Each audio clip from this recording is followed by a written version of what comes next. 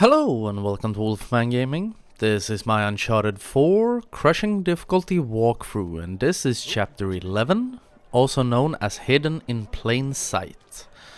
And in this chapter there are 4 bonus trophies that you can unlock, and I will show you how to get one of them, and I will instruct you on how to get the other 3. And for one of them, the first thing we are gonna have to do is buy an apple from this lady. And this trophy is called Don't Feed the Animals. So after you have bought that, move over to this guy with a lemur on his shoulder. Because Nate will interact with... Is it called a monkey? Don't think they are. Either way, it's a lemur. And after you have interacted with it, Nate will move on and the lemur will jump up on his shoulder and it will steal his apple, as you will see right now. That is trophy number 1, called Don't Feed the Animals. And when you get out of this church, I will talk about this later, but I want to mention it right now. We are heading into this church because we're going to solve a puzzle in here. Or 2 puzzles, actually. But when you get back out, as soon as all the cutscenes end and you're back in this market, don't move. Stand still for, I think it's 30 seconds. And another trophy will pop called Stage Fright. And that, to me, is one of the best trophies in this game. Because a lot of you may know where that name originates from. But if you don't know, I'm going to tell you. When Naughty Dog were to show this game on E3, they were going to show some gameplay. The controller malfunctioned. So Nate was standing outside this church in the market like an idiot while they tried to fix the controller or replace it with another one. So a bit of self-awareness. So don't forget, when you get back outside, stand still for 30 seconds and you will unlock Stage Fright.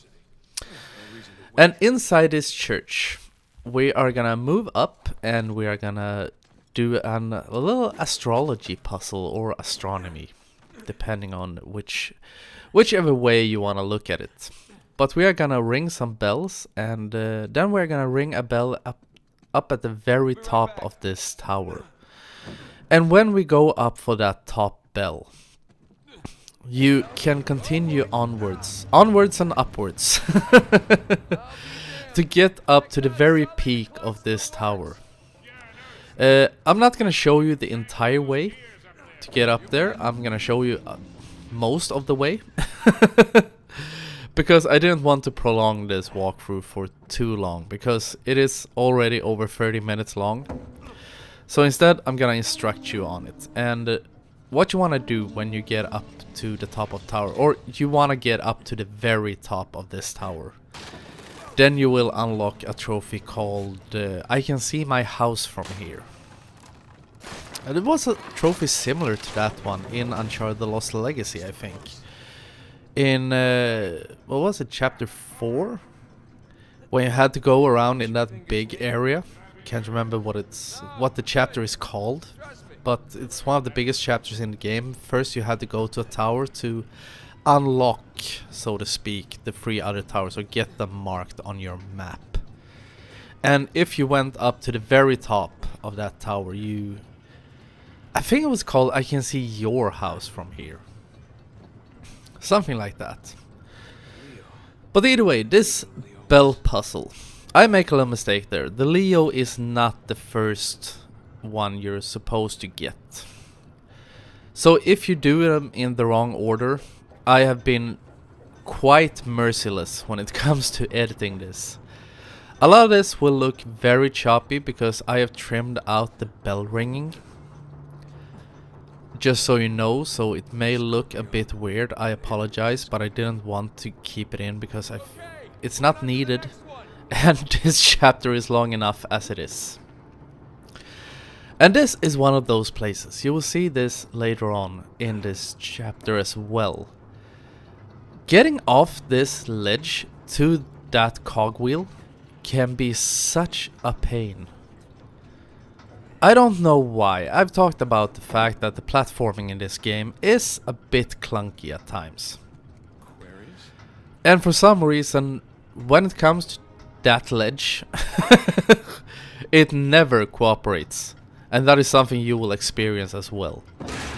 But we have rung the first two bells. The first one was Scorpio and the second one was the Aquarius. And now I think we're going for the Leo. And the fourth one will be Taurus. And you will know that you have rung the right bell because you can see in Nate's notebook, I think, which order you're supposed to ring them in.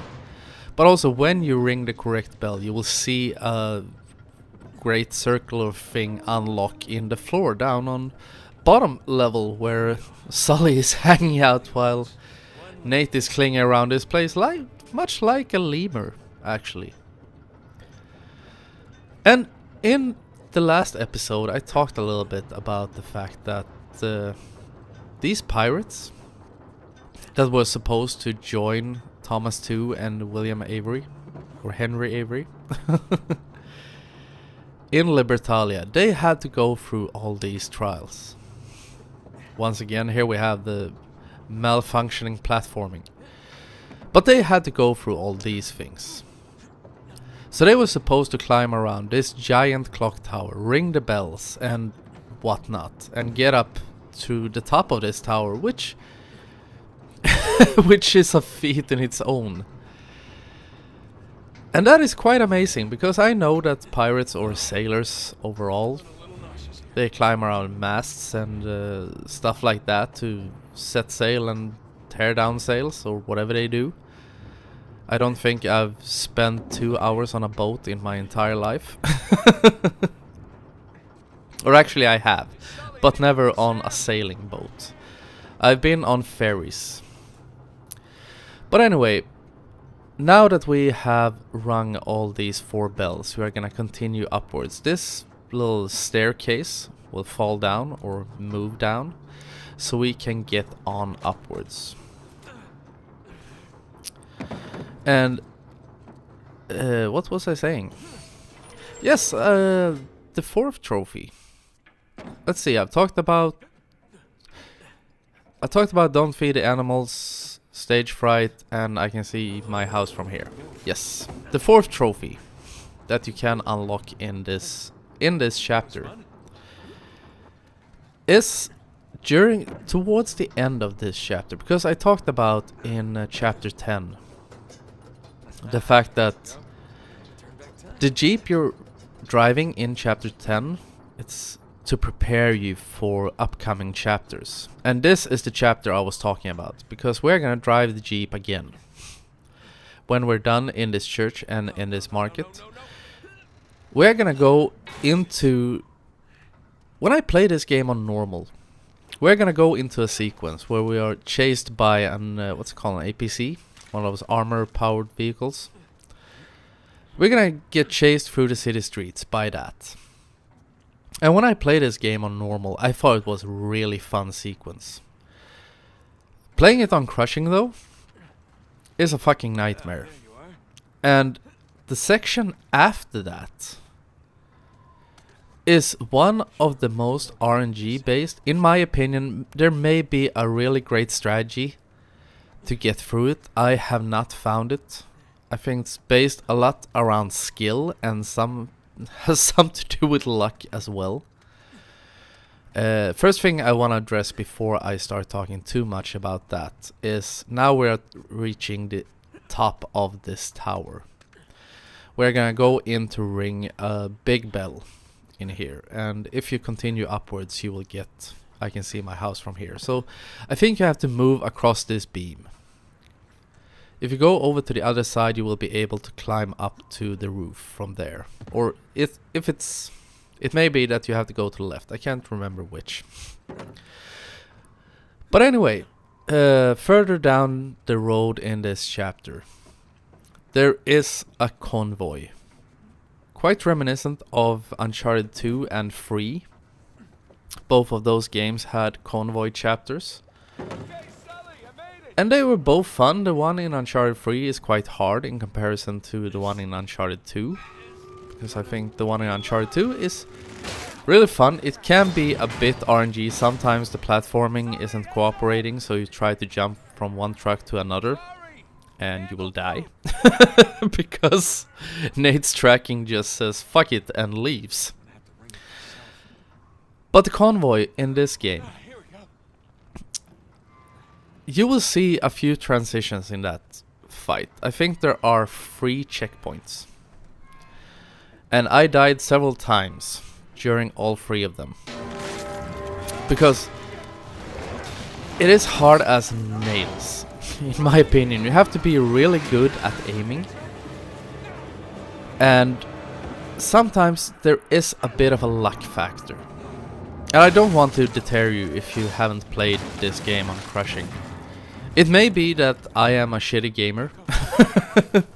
Or just haven't found that perfect secret on how to beat it really easily. I don't think there is one. But don't get frustrated. Just try. If you don't make it on your first try, try again. You will get there. But when... I digress a little bit. What I was gonna say about that is that there is a trophy called Hang Tough. And you start that convoy by hanging off the back of a truck with your rope. You're being dragged across the ground. And that will also happen later on in that sequence. And if you kill, or if you take out, I think it's 10 vehicles, while you're hanging from that rope, you will get a trophy called Hang Tough. And as far as I can remember, this game logs every attempt you do. So if you go to it and you kill one vehicle and you get killed and you die and you get killed and you die, and you restart and you shoot down another vehicle, the game will count that as 2. Because I don't see any way you would be able to take out 10 vehicles in one go. And this is... Feel free to let me know in the comments. But I'm quite sure that it logs every try. As I can remember, that's the way I did it. I restarted that sequence over and over until the trophy popped. And if you're a trophy hunter like me, I suggest you do the same. And this is the second puzzle in this church. We are gonna go into these rooms and we're gonna find symbols, little square symbols on these paintings. And that would show us how we are supposed to move their symbols on this big thing.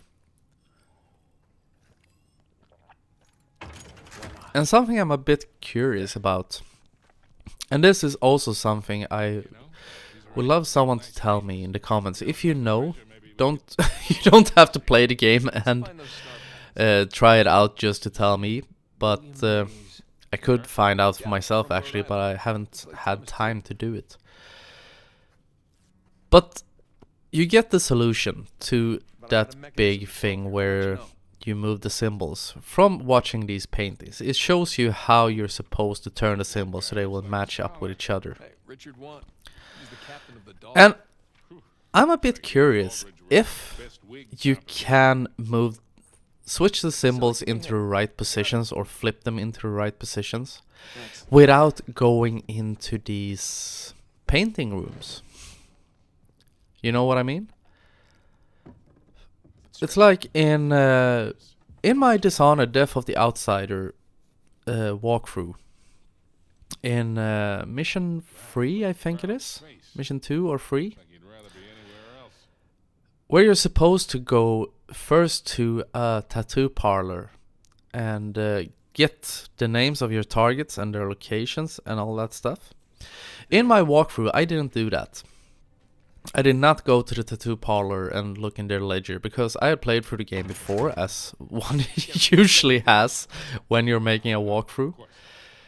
So I went to my targets, I took them out, I did all the objectives, and when I have done that, the game automatically updated the objectives.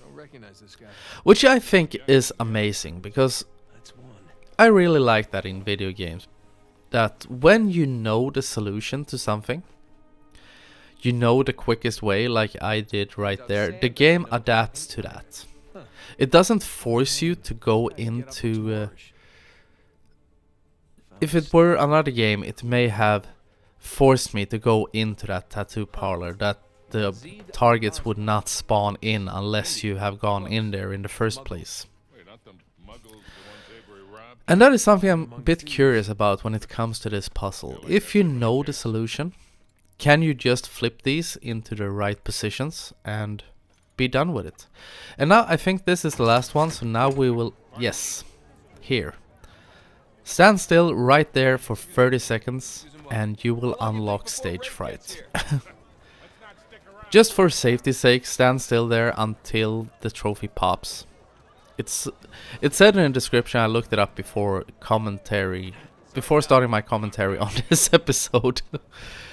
I looked it up and it said 30 seconds, but stand still there until the trophy pops, because we all know sometimes games can be a little bit uncooperative when it comes to those timed events, so just for safety's sake. And now we are in a big fight, and this is where the pacing of this entire chapter changes. Because first half, it's quite balanced that way. The first half of this chapter is very slow. We do some platforming, we did some puzzling, and now it's gonna be balls to the wall combat until the very end of this entire chapter. And you saw the transition there. I messed up, as one does at times. It's very rare that I manage to take down an entire fight on my first try. Even though I haven't played this game super much. I've said that before. I think this was my 5th playthrough of the game, because I played through it 4 times. But even when you are playing a game that you have played lots of times before, sometimes you mess up. Because I remember when I did my Last of Us walkthrough, I always come back to that walkthrough. And I might as well say, when I'm talking about it, I'm very pleased with the walkthrough in itself. I hate the commentary because I was really nervous. I sounded like I was on drugs. And I think that my commentary has become a lot better since then. And I hope you think so as well. My very few but loyal subscribers. I try to make it as interesting and entertaining as possible.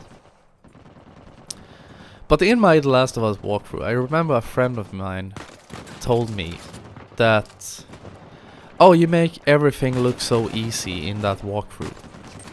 You're just floating through the entire game, or just cruising through it. And I told him that, of course, because The Last of Us, my walkthrough for that game was very different from the other walkthroughs I have created up to this point, because I only kept in all the combat sequences. I skipped everything in between. And on grounded difficulty, there are no mid-battle checkpoints. Kinda like this game from time to time. Sometimes it's littered with checkpoints, sometimes there aren't any at all. But when you're playing a game without checkpoints and you only focus on the combat, it's quite easy to make it look really easy. But a lot of strategies I use in that walkthrough are more or less 100% consistent. That's why I'm so pleased with it. I saw a guy writing on Twitter, have you ever played a game so much that there's no point for you to play it anymore? Yeah, well, The Last of Us is that game for me. I have played that game so much, and I've become so good at it. So there's really no point for me playing it if I was going for a challenge. And that is the key. Because I can still play The Last of Us. I haven't played it since I recorded my walkthrough actually. But sometimes I still feel the urge to play it. Not for difficulty or for challenge or whatever. But I play it, or I feel the urge to play it just because I think it is a really fun game. Even though I know every fight, I know every stealth sequence, I know every encounter, I know the layout of all the levels. And I could probably, if I were to turn it down to, say, hard, I could probably do a deathless run through that entire game without even breaking a sweat. But it's still a fun game. And the reason I haven't played it since I record my walkthrough is the fact that I've been playing a lot of other games. And I spent some time recording my other walkthroughs. I actually started recording 2 new walkthroughs. I have started recording walkthroughs for the Metro games. And also I know they are not the newest games out there. I think they came out in 2016, 15, something like that. But it's something I'm doing as... for 2 reasons actually. I'm doing it because I think those games are fun. I really do. And I have also been asked by 2 friends of mine to do it. Or they haven't actually asked me, but they said it would be really fun if I were to cover them, and it would help both of them, because one of them is stuck on Metro 2033 and the other one ran into a snag on Metro Last Light. And also I think they are, as I said, really fun games. Not a super big fan of Metro 2033, but Metro Last Light is, in my opinion, a really awesome game. And Metro 2033 got a lot of critique for being a bit rough around the edges. I have never played the original game, because these are the Redux versions that I recorded. And according to people that have played both the original and the Redux version, they really learned a lot. And I must also say that the Metro games, or it started with Last Light, they implemented that into 2033, has one of the absolute best weapon wheels, equipment menus ever. Because it's really slick, it's really easy to, and it's really quick to turn on or turn off your flashlight, switch between weapons, sidearms, secondaries, everything. A lot of games should learn from the Metro series, because great design and really fun environment to play in. But this is the first. I'm gonna try not to digress too much. Once again, I slide off into and get sidetracked. This is the sequence I was talking about earlier. This was really fun when I played this game on normal. It's high octane, high whatever. Highly paced, whatever. And it's really fun. But on crushing, not so fun. Because this is also something I breached across in Uncharted, in my chapter 10 video. Is that this Jeep is very skiddy and very slidey when it comes to handling. And when you die as fast as you do on crushing, it can become a little bit frustrating to drive through those streets. And I haven't played a lot of racing games and a lot of driving games. The closest thing I've come to that over the last 3 years is probably Rocket League, where everything is very responsive when you drive. Really fun game, even though I've gotten a little bit tired of it because I've played it so much.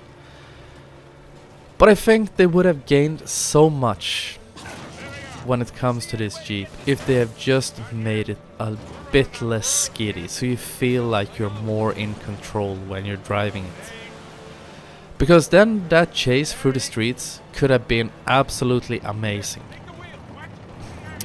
And now we'll go into the convoy sequence. Be very careful when you're hanging off this rope, because it happens very rarely, but you have to control Nate a little bit. Try to swing him a little bit back and forth, because I have actually died going into, I think it was the mast of that ship, or maybe it was that pole. So you can die during that swinging sequence. And here is the part I was talking about. Here you can unlock Hang Tough. So just stay on the ground hanging from this rope for as long as possible and try to shoot down vehicles. And since I wasn't going for it right now, I just tried to get through this sequence. I headed immediately up the truck. And this is where things get really tough. I got a little bit lucky. See, for example, this Jeep. I managed to pull off a headshot.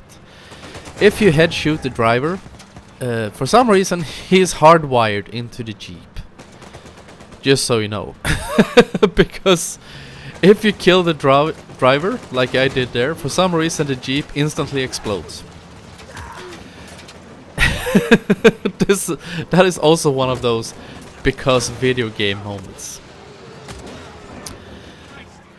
But the best tips I can give you for this sequence is to be really aggressive, because when they start shooting you, the sides of these trucks will start falling off.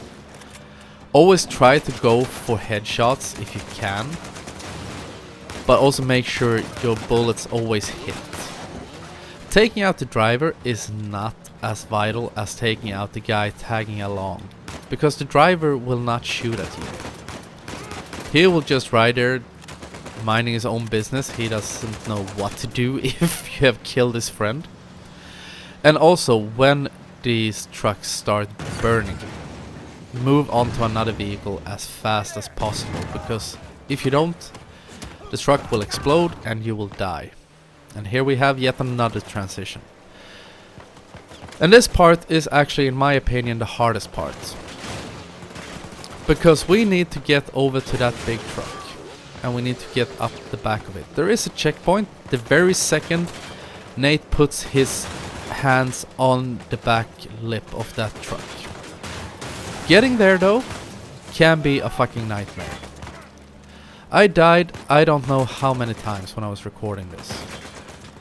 But something I realized, when you're hanging here from the rope, it seems like you have unlimited ammo. I don't even think you have to change your clip. So do that. Use it to your advantage. Start spraying with bullets. Try to take out the ones that are absolutely closest to you so you can get a grip on the back of this truck. And the very second you get hold of the truck itself, it doesn't count as long as you're just hanging on to the rope. You have to grab the truck itself. And then you'll reach checkpoint. And then it gets... I'm not gonna say easy, but it gets easier. And in The Lost Legacy, when you drove down the convoy, I think it was in the last chapter of that game. You could do that skipping between jeeps, which made you really overpowered. If you have watched my walkthrough, you will know what I mean, because through, I think it was about half that chapter, I didn't have any bullets. I just played leapfrog between between jeeps, moved up the convoy by skipping between jeeps, and no one could kill you during the animation of taking over or jumping to a jeep, which made it really empowering and really fun. And I'm really glad that the attempt I did, where I didn't have any bullets, made it into the walkthrough, because it was a great way to show how great that strategy was. And I think that was... it would have been great if you could have used that in this as well. And there is another example of choppy transitions, because they go into a rather lengthy cutscene. I'm not gonna divulge exactly what happens in it, but due to different reasons you are now in a jeep laying upside down. And you have to move quite quickly here, because if... this is all my movements. If you don't move yourself, this entire jeep will catch fire and Nate will die, but you will respawn inside his jeep. But it looks a bit cutscene-y, but it is not. You have to move him yourself. And when we pop out, we just spray these two guys, and Sam will come to rescue because it's time to sell the score with the big APC.